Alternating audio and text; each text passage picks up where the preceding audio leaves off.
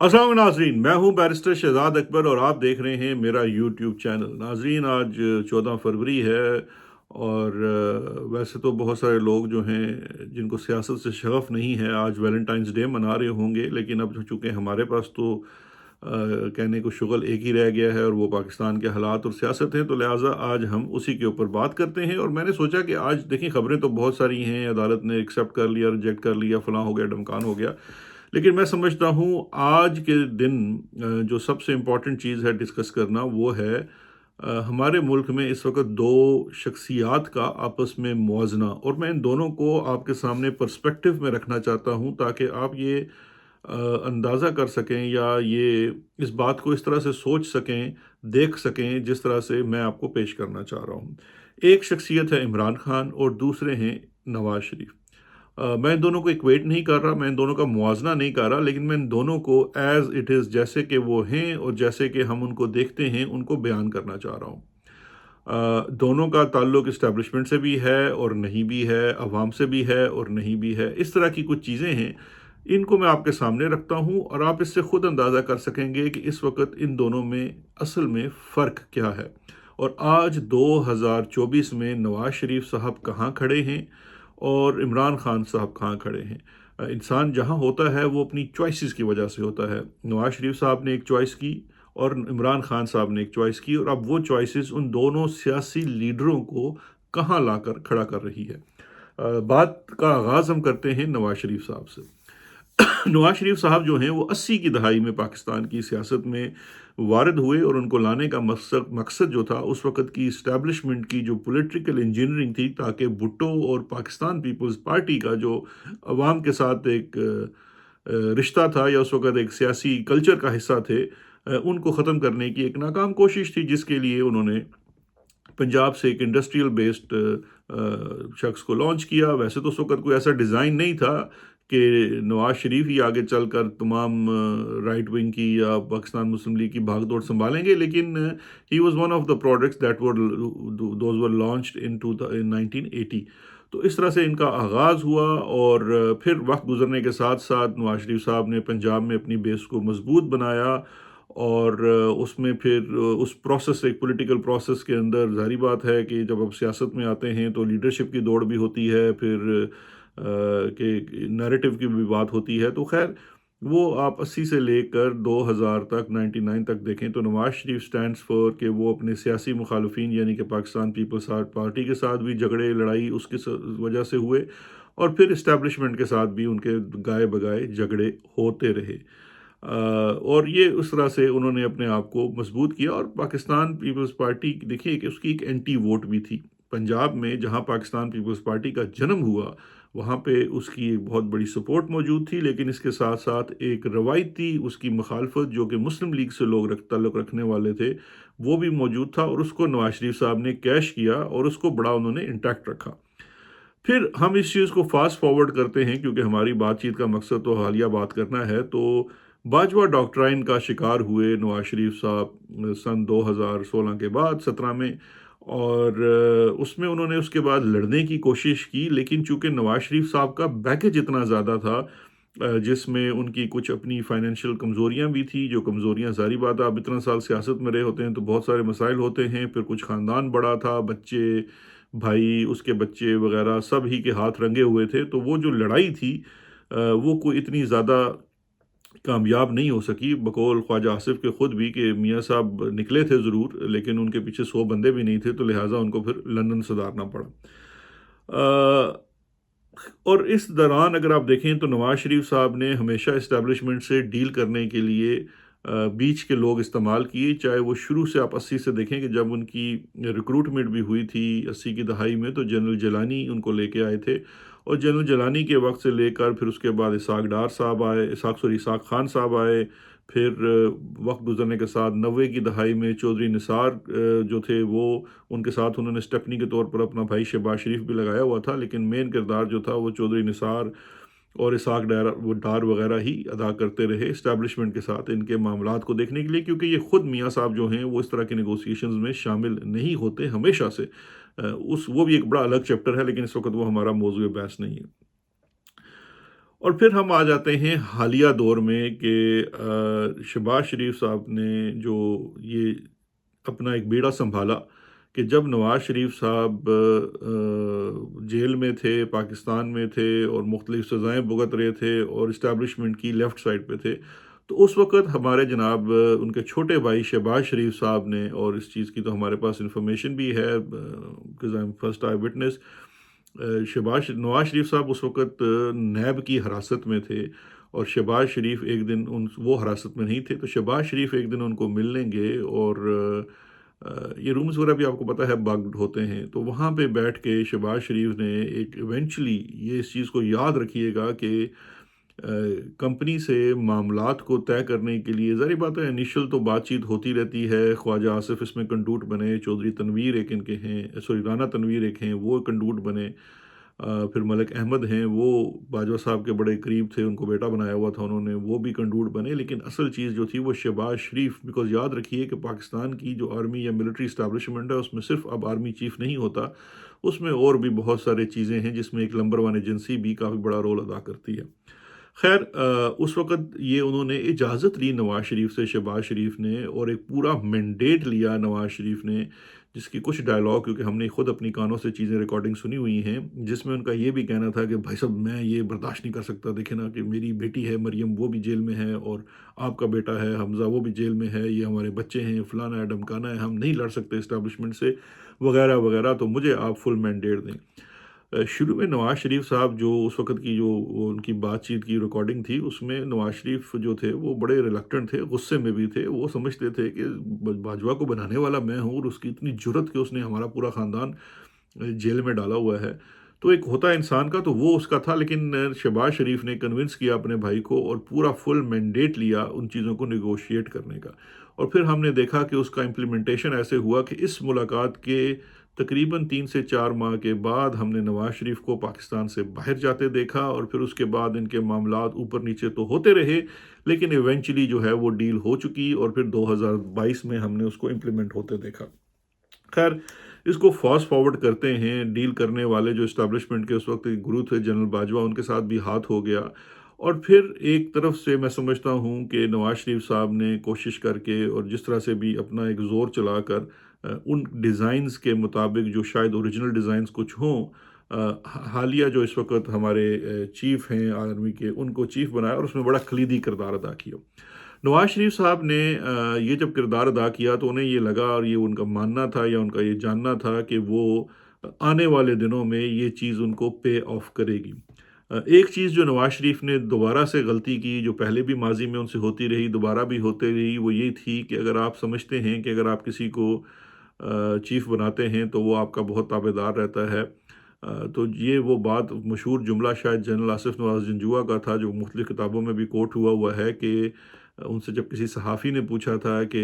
Are you نواز شریف's مین، تو اس نے کہا کہ when you have 500,000 army standing under your command you are no one's man. تو یہ بات تاریخ نے پھر اپنے آپ کو دہرایا، نواز شریف کو واپس لایا گیا پاکستان، ان کے کیسز ختم کیے گئے، ان کے پورے خاندان کے کیسز ختم کیے گئے، ان کی مرضی کی اپوائنٹمنٹس تبادلے ہر چیز کی گئی، ان کو پوری اسٹیبلشمنٹ کا ساتھ دیا گیا، ان کو پورا پنجاب محسن نقوی ان کے ہاتھ میں دے دیا گیا، پنجاب میں ان کو فری ہینڈ دیا گیا، ان کو ہر طرح کی سپورٹ دی گئی، سب کچھ کیا گیا، اور ان کو یہ تاثر دیا گیا کہ جناب آپ ہی اگلے وزیر اعظم ہیں۔ آپ نے دیکھا ہوگا کہ نواز شریف جب پاکستان واپس آئے تو انہوں نے بڑی مشکل سے جو اپنا اصل بیانیہ وہ بنا کے بیٹھے تھے اپنے ایگزائل کے دنوں میں، ووٹ کو عزت دو، اس کو قربان کیا، اور بڑی مشکل سے اس ڈیل کے ساتھ جڑے رہے جو ان کے بھائی نے کی تھی، جس کا نتیجہ یہ تھا کہ نواز شریف دوبارہ سے وزیر اعظم بنیں گے، اور اسی ایمان کے ساتھ وہ دوبارہ سے میدان میں اترے تھے، although he was reluctant and I would say کہ ان کا کوئی اتنا اعتبار بھی نہیں تھا، لیکن پھر بھی ظاہری بات ہے اس دفعہ کا گارنٹور جو ان کا اپنا سگا بھائی تھا، نواز شریف صاحب اترے اور سب کچھ ہوا، انہوں نے وہ جناب لائے۔ اب دیکھیے سب سے انٹرسٹنگ بات یہ ہے کہ نواز شریف صاحب وطن لائے گئے، نہلائے دلائے گئے، دلہے بنائے گئے، بارات میں لے جائے گئے، لیکن آخر میں دلہنیا جو ہے وہ چھوٹے بھائی کے حوالے کر دی گئی۔ کیوں؟ اس کی وجہ یہ ہے کہ یہ میں سمجھتا ہوں کہ یہ کمپنی بہادر کا ڈے ون سے پلان تھا۔ میں بار بار اس چیز کا ذکر کر چکا ہوں کہ Nawaz Sharif is not acceptable ہم ان لوگوں کے ساتھ بیٹھے ہوئے ہیں، ہم ان لوگوں کو اندر سے جانتے ہیں۔ یہ ایک دفعہ جس شخص کو ریجیکٹ کر دیتے ہیں اور یہ کہہ دیتے ہیں کہ یہ بندہ سوٹیبل نہیں ہے، تو یہ دوبارہ اس کو نہیں لے کے آتے ہیں، اس کو استعمال ضرور کرتے ہیں۔ تو یہی ہوا ہے نواز شریف صاحب کے ساتھ، کہ چونکہ انہوں نے یہ الیکشن کروانا تھا اور جو ان کا چنندہ شخص تھا شہباز شریف، اس کا اپنا پولیٹیکل کیپٹل نہ صرف زیرو تھا بلکہ مائنس تھا، اور اسپیشلی وہ جو 14 ماہ کی پی ڈی ایم کی گورنمنٹ ہے اور اس میں جو اکانومی کا حال ہوا ہے، اس کے بعد تو بالکل ہی کوئی ایون فیس سیونگ نہیں ہونی تھی۔ تو اس لیے نواز شریف کو دوبارہ سے یہ پورا سمجھیے کہ سمجھا کے لایا گیا کہ جی آپ ہی اگلے وزیر اعظم کے کینڈیڈیٹ ہیں۔ لیکن پھر حالات ایسے پیدا کیے گئے کہ وہ نواز شریف اب خود ہی وڈرا کرنے پہ مجبور ہو گیا، کیونکہ اتنا کمپنی نے اتنا آرکیسٹریٹڈ اور برا سلوک ان کے ساتھ کیا۔ یہاں پہ یاد رکھیے کہ یہ جو عوام نے کیا، that was also in expected for the company. انہوں نے ضرور کسی اور طریقے سے نواز شریف کو مات کرنا تھا، یہ میں بھی جب عمران خان صاحب والے چیپٹر پہ بات کرتا ہوں تو وہاں بات کروں گا، لیکن جو نواز شریف کے ساتھ ذاتی حیثیت میں کیا، وہ صرف اس سمپل بات کا موازنہ کر لیجئے کہ اس وقت جو بہت بڑا تنازع ہے ووٹ چوری کا، وہ مسلم لیگ نون میں 2 سیٹوں کے اوپر تو بہت زیادہ ہے۔ ایک ہے نواز شریف صاحب کی لاہور کی سیٹ، اور دوسری ہے مریم نواز کی لاہور کی سیٹ، جہاں پہ وہ مہر لیاقت سے، سوری آئی تھنک مجھے ان کا نام نہیں آتا، جو مہر شرافت سے جو ان کی سیٹ ہے، وہ بھی متنازع سیٹ ہے، اور اس میں فارم 45 اور فارم 47 میں بہت گڑبڑ ہے۔ اور نواز شریف کی جو ڈاکٹر یاسمین راشد کے ساتھ کی سیٹ ہے، وہ فارم 45 اور 47 کی ہے۔ لیکن کیا یہ کمال حیرت کی بات نہیں ہے کہ ایسا کوئی چیز، اچھا یہ یاد رکھیے گا کہ اس وجہ سے نواز شریف اور مریم نواز کی بنیادی رکنیت کے اوپر ایک تلوار ہمیشہ لٹکتی رہے گی، اور کمپنی بہادر کبھی بھی ان مقدمات کا مکمل فیصلہ نہیں ہونے دے گی، کیونکہ اس سے دونوں باپ بیٹی انڈر کنٹرول رہیں گے۔ لیکن ایسا کوئی جو ہے سوالیہ نشان یا تلوار لٹکنا جو ہے وہ ممبرشپ کے اوپر، ایم این اے شپ کے اوپر، شہباز شریف کے اوپر نہیں ہے۔ تو کیا یہ سوال پیدا نہیں ہوتا کہ یار یہ ایسی کون سی بات ہو گئی کہ شہباز شریف کا جو انتخاب ہے بطور ایم این اے، اس کے اوپر تو ان کو بڑی ایک سیکیور سیٹ دلوائی گئی، جہاں پہ کوئی اعتراضات بھی نہیں ہیں، لیگل ہرڈلز بھی نہیں ہیں، جبکہ نواز شریف اور مریم دونوں کی اپنی بنیادی رکنیت بھی جو ہے وہ بھی کافی بڑا سوالیہ نشان ہے۔ تو یاد رکھیے گا کہ یہ جو ڈیزائنز ہوتے ہیں کمپنی بہادر کے، وہ کچھ ایسے ہی ہوتے ہیں، اور یہ تلوار اس لیے بھی لٹک رہی ہے کہ آلدو کمپنی بہادر مریم نواز کو as a compensation to Nawaz Sharif for not being made prime minister, chief minister بنانے پہ راضی تو ہو گئے ہیں، لیکن انہوں نے ایک چیک میٹ ضرور رکھا ہوا ہے کہ کل کو اگر اس نے کسی طریقے سے بھی ہمارے حکم کی خلاف ورزی کرنے کی کوشش کی تو پھر وہ نیچے سے کارپٹ کھینچا جا سکتا ہے۔ اب یہ تو ہے جناب نواز شریف صاحب کا اس وقت حقیقت۔ نواز شریف صاحب کے جو بہت چاہنے والے ہیں، جو قریبی لوگ ہیں، وہ سمجھتے ہیں کہ نواز شریف کے ساتھ جو ہے وہ بڑی زیادتی ہوگی اور پھر سے ان کے ساتھ کوئی گیم ڈال دی گئی۔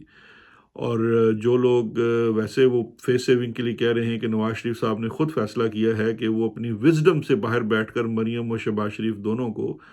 کریں گے، لیکن خیر یہ وہ باتیں ہیں جو ہمیں کرنے کو دی جا رہی ہیں۔ یہ فرام ڈے ون ڈیزائن یہی تھا کہ شہباز شریف کو دوبارہ لانا ہے، تمام سیاسی جماعتوں کو کھڑا کرنا ہے، آخر میں رول جو ہے وہ ایس آئی ایف سی کا ہی چلے گا، and this is the continuation. یاد رکھیے گا کل کے ویلاگ میں بھی میں نے یہی کہا تھا کہ جو کمپنی بہادر کے رول کو 8 سال ہو چکے ہیں، اب یہ 9واں سال شروع ہو گیا ہے، یہ جو تسلسل مانگ رہے ہیں 10 سال کا، اس میں صرف 2 سال رہ گئے ہیں۔ آپ کو یہ 10 سال کا ٹائم دے دیا ہے، اس کے بعد وہ وقت ختم ہو جائے گا۔ اب 2 سال میں جو آپ نے کرنا ہے کر لیجئے، خدا کے لیے بس پاکستان کو بچائے رکھیے گا۔ ڈیزائن فرام ڈے ون یہی تھا، شہباز شریف کو لانا تھا، صرف یہ ہوا ہے کہ چونکہ ان کی ہینڈلنگ اتنی اچھی نہیں ہے اور عمران خان نے ان کو ایکسپوز کر دیا ہے، تو لہٰذا وہ فنس سے یہ کام نہیں ہو سکا، لیکن بہرحال انہوں نے بدماشی سے اپنا کام اچیو کر لیا اور شہباز شریف کو وزیر اعظم بنوانے جا رہے ہیں۔ اب یہ دیکھیے، اب آ جاتے ہیں جناب عمران خان صاحب کی جانب۔ عمران خان صاحب کے اگر آپ دیکھیں تو ان کا جو سیاسی سفر ہے وہ 22 سال سمجھیے کہ سیاست کے دشت میں تنہائی میں گزرا۔ اس میں نہ ہی عمران خان کو سیاست میں لانچ کرنے والا کوئی جنرل جیلانی تھا، نہ ہی پاکستان تحریک انصاف کسی نے بنا کے اس کو پہلے دن وزیر اعظم، وزیر اعلیٰ، وزیر خزانہ کچھ بنایا، بلکہ 22 سال پاکستان تحریک انصاف، جس میں سے بہت عرصہ ان کا کوئی ممبر پارلیمنٹ نہیں تھا، پھر ایک دفعہ عمران خان صاحب بنے، تو وہ اس میں چلتے رہے۔ پھر جناب وقت گزرنے کے ساتھ ساتھ عمران خان صاحب 2011-12 کے بعد لاہور کے جلسے کے بعد ایک پاپولیرٹی کی نیو آئی، پارٹی کے اندر نئے لوگ آئے، اور پھر 2018 میں ایونچولی پاکستان تحریک انصاف، پہلے 2013 میں عمران خان صاحب نے کے پی میں حکومت بنائی اور 2018 میں انہوں نے وفاق کی حکومت بھی بنانے میں وہ کامیاب ہو گئے۔ اب یہاں پہ توقف کر کے میں آپ کو دو ورژنز بتاتا ہوں، کیونکہ دیکھیے میں بات وہ کر رہا ہوں، اٹس این اوپن ڈسکشن، میں کوئی پاکستان تحریک انصاف یا عمران خان صاحب کا فین کے طور پہ بات نہیں کر رہا، بلکہ میں آپ سے ایک وہ بات کر رہا ہوں which is logical and evidence based. 2018 میں جب عمران خان کی حکومت بنی تو اس وقت سے ہی ایک چیز کا پرچار ہو گیا کہ یہ پروجیکٹ عمران خان، جیو کے اوپر کچھ خواتین بیٹھ کے بار بار اس چیز کو کہتی ہیں، پروجیکٹ عمران خان، پروجیکٹ عمران خان۔ پھر یہ بھی چیز پھیلائی جاتی ہے بہت زیادہ کہ 2011 کا وہ جو جلسہ تھا لاہور کا، وہ جنرل پاشا جو ISI کے چیف تھے انہوں نے کروائی تھی، اور یہ بیانیہ جو ہے یہ عمران خان کے خلاف تقریباً پچھلے 10 سال سے جاری و ساری تھا کہ عمران خان جو ہیں وہ بیسیکلی اچھا یہ جو بیانیہ ہے اس کے پرچار کے لیے انتخاب کیا گیا بظاہر لبرل، جن کو عمران خان صاحب اپنی طرف سے تنقید کا بھی نشانہ بناتے ہیں اور ان کو لائف سٹائل لبرل کہتے ہیں، اور پڑھے لکھے باہر کی یونیورسٹی سے بڑے مدلل قسم کے لوگ، ان کو انتخاب کیا گیا، اور ان لوگوں کی جو ایک پرسنالٹی کا ایشو ہے ود عمران خان، اس کو استعمال کرتے ہوئے اس چیز کا بارہا پرچار کیا جاتا رہا۔ اب جو سب سے انٹرسٹنگ چیز ہے وہ یہ ہے کہ جو دونوں متس تھی وہ کس طرح سے ختم ہو گئی۔ 2018 میں عمران خان کی حکومت آنے کے بعد، چلے میں ان کو یہ کنسیشن دے دیتا ہوں کہ چونکہ وہ باجوہ ڈاکٹرائن اور اس کا نتیجہ تھا تو لہٰذا نواز شریف کو باہر رکھنا تھا، تو اسٹیبلشمنٹ نے پاکستان تحریک انصاف کا یا کہہ سکتے ہیں راستہ نہیں روکا یا ان کی معاونت کی کہ وہ حکومت بنا لے۔ ٹھیک ہے، انہوں نے حکومت بنا دی، لیکن اصل میں ہوا کیا؟ ہوا یہ کہ چونکہ عمران خان نواز شریف نہیں تھا تو 6 ماہ کے اندر ہی وہ جو طلاق اور علادگی کا سلسلہ شروع ہو گیا۔ اس کی وجہ یہ تھی کہ عمران خان نے ان ہز اون رائٹ، وہ اپنے آپ کو سمجھتا ہے اور یہ مانتا ہے کہ وہ ایک انڈیپینڈنٹ پولیٹیکل لیڈر ہے، پولیٹیکل فورس ہے، وہ اسٹیبلشمنٹ کے ساتھ کام ضرور کر سکتا ہے لیکن وہ کبھی ان کے اشاروں پہ نہیں چل سکتا۔ یہ بیسک اور بنیادی وجہ بنتی ہے عمران خان کے اختلاف کی، اور یہ وجہ تقریباً پہلے 6 ماہ میں ہی واضح ہونے شروع ہو گئی تھی، پھر اس کی ریئلائزیشن آئی، پھر اس کے اوپر امپلیمنٹیشن ہونا شروع ہوئی، اور پھر اس پورے کام کو ختم کرنے کے لیے جو سازش ہے وہ خیر اس وقت ریکارڈ کا حصہ ہے، ہم اس میں نہیں جاتے، اور پھر ہم 2022 میں آ گئے۔ اب یہ چیز یاد رکھیے گا، میں نے آپ سے دو باتیں یہاں پہ کی، ایک میں نے کی کہ ایک متھ بنائی گی کہ عمران خان کا جلسہ جو تھا وہ پہلا جنرل پاشا نے کروایا، تو جناب ان سے بھی زیادہ طاقتور، جنرل پاشا کے دور سے زیادہ ایجنسی کھل کے کھیلنے کے لیے 2023-24 میں تھی، 2 سالوں میں اس کا آدھا جلسہ بھی مسلم لیگ نون کا، نواز شریف کا نہیں کروا سکے، اور عمران خان آج بھی اگر کال دیتا جیل سے تو اس سے 10 گنا بڑا جلسہ کر سکتا ہے۔ تو عوام میں جو پاپولیرٹی ہے عمران خان کی، that is not associated with general Pasha یا کسی اور کے ساتھ۔ دوسری جو مت تھی عمران خان کے بارے میں جو بہت پھیلائی گئی، وہ ایک یہ بھی تھی، یہ بھی سن لیجئے، کہ عمران خان ہے تو جی جناب اس کو جہانگیر ترین اور پرویز خٹک جیسے جو الیکٹیبلز لوگ ہیں، جن کو پاکستان کی گراؤنڈ پولیٹکس کا پتہ ہے، جن کے پاس سرمایہ ہے، جن کے پاس اپنا ووٹ بینک ہے، ان کے ساتھ کھڑا کیا گیا۔ آج دونوں جہانگیر ترین اور پرویز خٹک جیسے لوگوں کی ضمانتیں ضبط ہو گئی، اور علیم خان جیسے لوگ جن کو ATM کہا جاتا تھا، جو جہانگیر ترین کو بھی کہا جاتا تھا، وہ آج کہاں کھڑے ہیں؟ وہ آج اسٹیبلشمنٹ کی جیب میں ہیں۔ علیم خان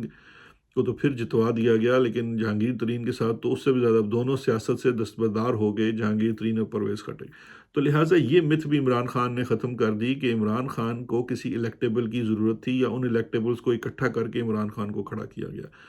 آج پاکستان کا ہر الیکٹیبل مرہون منت ہے عمران خان کے نام کا، اور یہ اب آ جاتے ہیں آخر میں کہ عمران خان یہ کیوں بن پایا جو آج عمران خان ہے، اور وہ نواز شریف باوجود کوشش اور خواہش کے کیوں نہیں بن پایا۔ اس کی ایک بڑی چھوٹی سی بنیادی وجہ ہے۔ اس کی بنیادی وجہ یہ ہے کہ عمران خان کا سیاست میں آنے کا مقصد سے لے کر آج 2024 تک، 1997 میں شاید PTI بنی تھی یا 95 میں، I think 97 میں بنی تھی، اس وقت سے لے کر آج تک عمران خان کا سیاست میں آنے کا مقصد واحد ایک ہے، وہ ہے پاکستان کو یا پاکستان کی عوام کو اس کا وہ ایک حق دلوانا، اس کی پولیٹیکل پارٹیسپیشن کروانا اور پاکستان کو کسی مقام پہ لے کے جانا۔ نواز شریف کی طرح عمران خان کا سیلف پروجیکشن، فیملی کو بڑھانا، یہ چیزیں اس کا مقصد نہیں تھا۔ عمران خان اس مقصد سے کبھی دور نہیں ہٹا، عمران خان اس مقصد کے ساتھ جڑا رہا۔ اور دوسرا یہ ہے کہ عمران خان نے ہمیشہ سیاست کے اندر سب سے زیادہ جو ریلائی کیا وہ عوام کے اوپر کیا اور عوام سے اپنے رابطے کے اوپر کیا۔ ہم جب خان صاحب سے ہمارے جب اسٹیبلشمنٹ سے تعلقات خراب ہونا شروع ہوئے تو مختلف چیزوں کے اوپر جہاں پہ Khan would take a stand اور کہتے تھے کہ جی یہ کام نہیں ہو سکتا اور ان کی بات نہیں مانتی تھی، تو میں خود بھی اکیلے میں خان صاحب سے اکثر، اور ایک دو گواہ بھی اس کے موجود ہیں، کہا کرتا تھا کہ جی یہ اسٹیبلشمنٹ سے لڑائی ہو جائے گی اور ہم افورڈ نہیں کر سکتے، کیونکہ ہماری تو بڑی کمزور سی حکومت ہے، اگر انہوں نے ہاتھ کھینچ لیا تو حکومت گر جائے گی۔ تو عمران خان مجھے اکثر سمجھاتے تھے کہ ایک بات یاد رکھو، ہم ان کے ساتھ کام تو کر سکتے ہیں کیونکہ یہ پاکستان کی ریالٹی اور پولیٹیکل مجبوری ہے، لیکن ایک بات یاد رکھنا کہ جس سیاستدان نے کوئی اپنا ایسے فیصلے کرنے شروع کر دیے جو عوام کے خلاف جاتے ہیں یا عوام کے حق میں نہیں ہیں، یا اس سیاستدان کو عوام سے دور کر دیتے ہیں، تو پھر آپ ان کے لیے بھی لائبلٹی بن جائیں گے، پھر یہ آپ کو بھی اٹھا کر نہیں چلیں گے۔ آپ اس وقت تک ریلیونٹ ہیں جب تک آپ عوام میں ریلیونٹ ہیں۔ تو یہ عمران خان کی ایک ایبسلیوٹ کلیئرٹی تھی جو شروع دن سے رہی۔ عمران خان کو جب تخت سے اتارا گیا تو عمران خان نے ایک انکار کا کلمہ اٹھایا، حرف بلند کیا، بات کھول دی، اس کے اوپر ہر قسم کا جبر کیا گیا، اس کی پارٹی توڑ دی گئی، سب کچھ کر دیا، لیکن عمران خان ڈٹا رہا بیکاز اس لیے ایک تو اس کا جذبہ جو تھا وہ بڑا اعلیٰ تھا، دوسرا اس کا بیگج نہیں تھا۔ عمران خان کی جن چیزوں کو آپ نے بیگج بنانے کی کوشش کی وہ ساری تباہ و برباد ہو گئی۔ آپ نے اس کے سکینڈلز بنائے، آپ نے اس کی audios, videos, cases, narrative, campaigns, ہر چیز کر کے دیکھ لی، وہ ناکام ہوگی۔ اس کی وجہ یہ ہے کہ none of this was Imran Khan's baggage. جو چیز عمران خان کی ذات کے حوالے سے اس کے اوپر کرٹیسائز کیا جاتا ہے کہ جی عمران خان بڑا سیلفش قسم کا انسان ہے، میں سمجھتا ہوں عمران خان ایک سیلف لیس انسان ہے۔ سیلف لیس انسان وہ ہوتا ہے جس کو اپنی بھی پرواہ نہیں ہوتی کہ اس کے ساتھ کیا کیا جائے گا، وہ اپنے مقصد پہ اوپر اتنا فوکس ہوتا ہے۔ تو this is what Imran Khan and this is what differentiates Imran Khan from Nawaz Sharif. آج عمران خان پاکستان میں پہچان بن چکا ہے، پاکستان کی پوری دنیا میں، اور اس کا جو عوام سے رابطہ ہے وہ پہچان۔ اور ایک چیز یاد رکھیے گا، عمران خان نے آج جو پاکستان کے اندر 15 سال کے بچے میں اور جوان میں سے لے کر 35 سال کے جوان تک جو ایک شعور ڈال دیا ہے، جو کہ ایک پولیٹیکل ایمانسپیشن کا پروسیس ہے، وہ اس میں اس کو شامل کر دیا ہے، وہ پاکستان کی تاریخ میں ہمیں اس کی کوئی زیادہ مثال نہیں ملتی۔ آج عمران خان کا سب سے بڑا سرمایہ وہ 15 سال سے لے کر 35 سال کا جوان ہے۔ ویسے میں باقی لوگوں کو ایکسکلوڈ نہیں کر رہا، but this is his major force, because وہ لوگ کسی نظریے کے ساتھ کھڑے ہیں، کسی بات کے ساتھ کھڑے ہیں۔ اسی لیے عمران خان نے آج کہا ہے کہ میں نہ کسی حکومت کا حصہ بنوں گا، نہ مجھے کوئی حکومت چاہیے، نہ مجھے اپنے کیسز میں کوئی ریلیف چاہیے، میں اپنی جد و جہد جاری رکھوں گا اور میری اس جد و جہد میں میری عوام میرے ساتھ ہے۔ اور یہ ہوتا ہے اصل میں جو ہے وہ political leader, because Imran Khan کا جو مقصد اور مشن ہے وہ پاکستان کے اس جوان کو جو 15 سے 35 سال کا ہے، جس کو اقبال تو اپنا شاہین نہیں بنا سکا، لیکن آج عمران خان اس کو اقبال کا شاہین بنا رہا ہے، وہ اپنی پرواز کر رہا ہے۔ اس نے اپنی پرواز کی ایک نشانی آپ کو 2024 کے الیکشن میں دی ہے۔ وہ اپنی خودی سے بھی اپنے آپ کو اسرٹ کر کے اسٹیبلشمنٹ سے لڑ کر اس کے سامنے حرف انکار بلند کر کر ثابت کر رہا ہے۔ وہ پڑھا لکھا نہیں ہے، وہ ہارورڈ کیمبرج گریجویٹ نہیں ہے، وہ آکسفورڈ کا پڑھا ہوا نہیں ہے، اس کو شاید انگریزی بولنی نہیں آتی ہے، وہ اپنے آپ کو آرٹیکولیٹ نہیں کر پاتا ہے، اس کو پولیٹیکل کریکٹنس کا نہیں پتہ ہے، لیکن اس کی پرواز میں کوتاہی نہیں ہے۔ یہ چیز عمران خان نے ان کو سکھا دی ہے۔ آخر میں صرف جو انٹرسٹنگ چیز ہے وہ بتانے کی یہ ہے کہ اب اس پورے موازنے کے بعد اب ہے عمران خان اور پاکستان تحریک انصاف والوں کے لیے کہ آپ نے آگے کیا کرنا ہے۔ دیکھیے اس وقت آپ جو ہیں وہ بہت سارے لوگ جو ہیں لیڈر بن چکے ہیں جو لیڈر نہیں تھے، ایسے لوگ MNA بن چکے ہیں جو کونسلر نہیں بن سکتے تھے۔ یہ سب کچھ عمران خان کی وجہ سے، اور عمران خان یاد رکھیے، عمران خان آپ اس کے بدلے آپ سے یہ قربانی بھی چاہے گا کہ جب اس کو چھوڑنے کا کہے تو آپ نے ان چیزوں کو چھوڑنا ہے۔ کے پی میں آپ کی حکومت بننے جا رہی ہے، وزارتیں شارتیں یہ سب چیزیں ہو جائیں گی۔ اپنا فوکس جو ہے اس سے آپ نے ہٹنا نہیں ہے، اور آپ کا فوکس جو ہے کہ آپ نے عوام کا کھویا ہوا مینڈیٹ عوام کو واپس دلوانا ہے۔ اس وقت حکومت سازی پاکستان تحریک انصاف کا مقصد نہیں ہے۔ پاکستان تحریک انصاف کا مقصد اس وقت پاکستان کی عوام کا کھویا ہوا مینڈیٹ اس کو واپس دلانا ہے۔ 180 سے زائد سیٹیں آپ جیتے ہوئے ہیں، اس کے ثبوت آپ نے اکٹھے رکھنے ہیں، اس کے ثبوتوں کو آپ نے پرچار کرنا ہے، اس کے ثبوتوں کو اپنے عدالتوں میں لے کے جانا ہے، اور اپنی یہ کھوئی ہوئی مینڈیٹ کو واپس لینا ہے۔ اسی پروسیس میں عمران خان جو ہے وہ جیل سے بھی باہر آئے گا اور اپنے میرٹ کے اوپر باہر آئے گا، اور جب عمران خان میرٹ پہ جیل سے باہر آئے گا تو یقین جانیے کہ یہ جو اس وقت پی ڈی ایم پارٹ 2 بنا ہے، ان کو کہیں کھڑے ہونے کی جگہ بھی نہیں ملے گی۔ میرا خیال ہے آج کا ویلا کافی لمبا ہو گیا ہے، کل پھر حاضر ہوں گے، اپنا خیال رکھیے گا، شکریہ، خدا حافظ۔